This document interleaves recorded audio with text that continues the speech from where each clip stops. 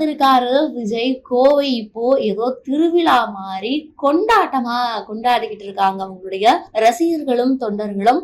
இந்த booth committee கருத்தரங்குல Vijay என்ன பேச போகிறாரு, அதுக்கப்புறமா என்னென்ன விஷயங்கள் நடக்க போகுது அப்படின்றத பத்தியுமே இந்த வீடியோவுல தெளிவா பார்க்கலாம்.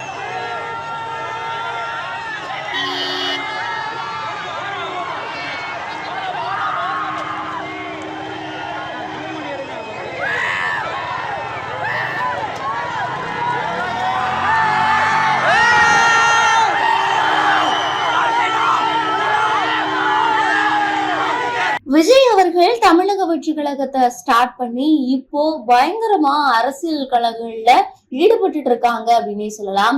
விஜய் அவர்கள் மீது பல்வேறு விமர்சனங்கள் முன்வைக்கப்பட்டது. பனையூர் பனையாராவே இருக்காரு, யாரு பேரையும் டைரக்டா சொல்ல மாட்டாரு அப்படின்னு அடுத்தடுத்து விமர்சனங்கள் வச்சுக்கிட்டு இருந்ததுக்கு எல்லாருடைய வாயும் அடைக்கிற மாதிரி அடுத்தடுத்து அவருடைய செயலால பதிலடி கொடுத்துக்கிட்டு இருக்காரு அப்படின்றதுல எந்த விதமான டவுட்டும் கிடையாது.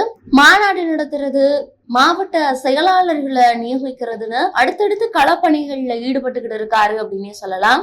அந்த வகையில கட்சியுடைய பொதுக்குழு கூட்டமும் கடந்த மார்ச் மாதம் நடைபெற்றது. இந்த பொதுக்குழு கூட்டத்துல பூத் கமிட்டி கருத்தரங்கம் நடக்க போகுது அப்படின்ற மாதிரியும் அனௌன்ஸ் பண்ணியிருந்தாங்க.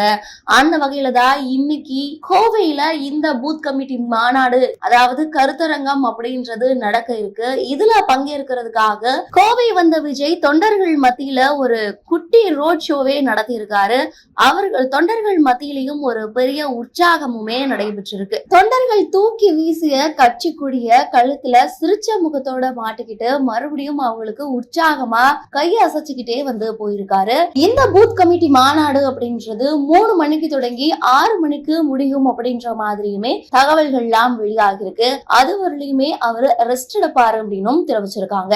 இந்த நிலையில பூத் கமிட்டி கருத்தரங்குல என்னென்ன விஜய் பேச போகிறாரு அப்படின்றதும் ஒரு பெரிய எதிர்பார்ப்பையை ஏற்படுத்தியிருக்கு அப்படின்னே சொல்லலாம். ஏற்கனவே கிடைக்கிற கேப்ல எல்லாத்தையுமே மத்திய மாநில அரசுகளுக்கு பதிலடி கொடுக்கிற விதமாகவும் நேரடியா அட்டாக் பண்ற விதத்திலையுமே சமீப காலமா பேசிக்கிட்டு இருக்காரு. சோ இந்த பூத் கமிட்டி கருத்தரங்குலையுமே 26 எலெக்ஷன் அப்போ என்னென்ன நடக்க போகுது அப்படின்றத பத்தி பேசுவாரா, இல்ல கூட்டணி குறித்து பேசுவாரா அப்படின்ற ஒரு எதிர்பார்ப்புமே வந்து வெளிவந்திருக்கு.